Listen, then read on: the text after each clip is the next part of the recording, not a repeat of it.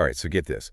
Imagine being a college athlete, right at the cusp of your prime, and suddenly, bam, you're sidelined by a freak accident. Oh, wow. Most people would be devastated, maybe even give up on their dreams, but not James Clear. Right. This is where Atomic Habits begins, and let me tell you, his story is the ultimate example of why tiny changes matter. What's incredible is how Clear used this setback as a springboard, you know? Yeah. He realized he couldn't just jump back into peak performance. Right. Instead, he focused on tiny, almost unnoticeable improvements every single day. It's like that saying, Rome wasn't built in a day. But in Clear's case, he rebuilt his entire life. Exactly. And he didn't do it with some magic formula, but by understanding the science of habits. Okay, let's unpack this. Clear breaks down habit formation into 4 stages. Cue, craving, response, and reward. Okay. Think about it like this. You're scrolling through social media, right? And you get a notification, that ping. Yeah. That's your cue. That little notification, it sets off this chain reaction in your brain. Suddenly, you're curious, right? You get that little itch to see who's trying to reach you. That, my friend, is the craving kicking in. And because you can't resist that craving, you unlock your phone, you check the notification, boom. That's your response to the cue and the craving. You know, it's fascinating how dopamine plays into all of this. It's not just about the pleasure of seeing a message or getting a like. It's the anticipation. Right. That little surge of dopamine your brain gets even before you unlock your phone, that's what creates the craving, the urge to repeat the cycle again and again. And the reward. Yeah. Well, that's the feeling you get after checking. Maybe it's a funny message from a friend, or maybe it's just that sense of relief knowing you didn't miss anything important. Whatever it is, that reward cements the habit loop. And that's the thing about habits. They create these powerful feedback loops in our brains. The more we repeat a behavior, the more ingrained that neural pathway becomes. So we've got this cue, craving, response, reward cycle going on. But how do we actually break free from the bad habits? Yeah. Especially those sneaky ones, like, mindlessly scrolling on our phones. Well, Clear, he doesn't advocate for superhuman willpower or anything like that. Right. Instead, he gives us this really practical idea, make it invisible.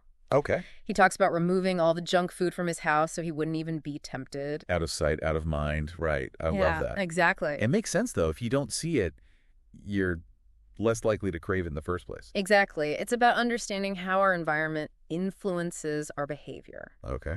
Clear tells this fascinating story about the National Cash Register Company. Okay. Back in the day, employee theft was a huge problem for them. Oh, no. Yeah. I can only imagine the losses. So what did they do? They introduced the first cash register. Oh. It sounds simple now, Right. but back then it was revolutionary.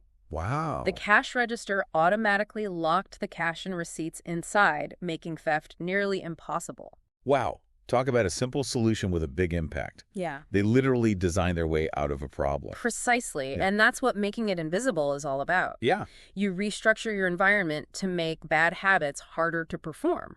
Right. Okay. Now, on the flip side, Right. when it comes to building good habits, Yeah. Cleary introduces us to the 2-minute rule. Okay. I've heard of this one. Yeah. It's all about breaking down a new habit into a tiny 2-minute version, right? Yeah. Okay. You got it. Okay. Instead of aiming for a full 30-minute workout, Right. you start by simply putting on your workout clothes.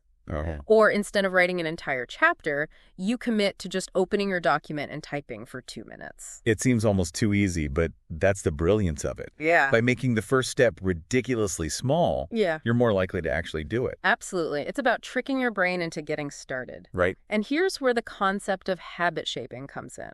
Okay. You're not aiming for perfection right away. You're just trying to establish the behavior, make it automatic. So it's like building a foundation for the habit before you start constructing the whole building. I like that analogy. Exactly. Wow. You start small, and once that mini habit is solidified, Right. you can gradually increase the difficulty or duration. Okay. Think of it like leveling up in a game. You master one level before moving on to the next.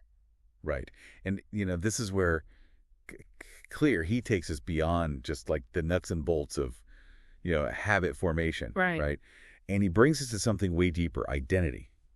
He says, and this is a powerful quote, "Your behaviors are usually a reflection of your identity." Right. That's a powerful thought. It's not just about what we do, but it's about who we believe we are, It's a real shift in perspective, isn't it? We often try to change our habits without even addressing the underlying beliefs that drive those habits in the first place. Oh, no, it's like I'm just gonna force myself to do it. Right, exactly. White knuckling it. Yeah, Clear argues that lasting change, it really starts with changing our self-image. Oh, I like that. Yeah. So instead of saying, man, I'm trying to quit smoking, Right. you would say, I'm a non-smoker. Exactly. It feels different. Totally. It's like stepping into a new you. It is. And here's the really interesting part. It's a two-way street. Okay. Our habits shape our identity, but then our identity in turn shapes our habits. It's this like beautiful feedback loop of self-reinforcement. I love that. Okay, so this is where it gets really cool. Clear talks about finding your game, an area where your natural abilities and your passions, they align. Yeah. He suggests that we should play a game that favors our strengths. It's like finding that sweet spot where the effort, it feels almost effortless. Right. Think about an athlete who discovers their ideal sport. Right? They're naturally gifted. They love the game. And those hours of practice, they don't even feel like work. That's the power of aligning your habits with your inherent strengths. It's like that saying, choose a job you love and you'll never work a day in your life. Yeah. But Clear, he takes it a step further. He's saying, choose habits that align with who you are at your core. Right. And that transformation it'll feel almost automatic. It does. It does. But you know what?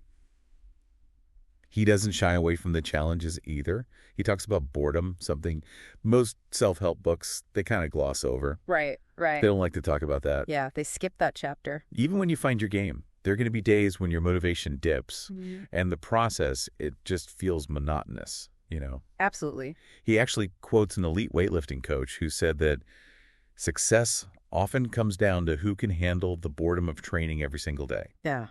The reality check. Yeah. Because we often romanticize success, right?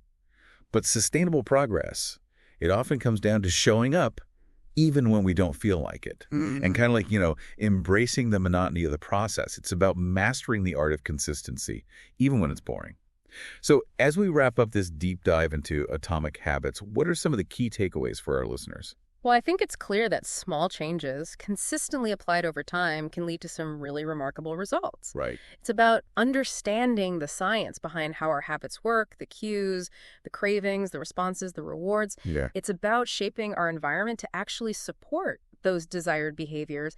And perhaps most importantly, it's about aligning our habits with the person we ultimately want to become. I love that. So if you're listening to this and you're ready to make a change, where do you even begin? You start small. Okay. Think about one tiny habit, something so ridiculously easy you couldn't possibly fail. I love it. Maybe it's as simple as drinking a glass of water first thing in the morning, or doing just 2 minutes of meditation before bed. Whatever it is, make it so easy you just can't say no. That's such a good point. Because that's the beauty of atomic habits. Those tiny changes, they may seem insignificant in the moment, but over time, they can create this ripple effect that can really transform your entire life. Powerful stuff.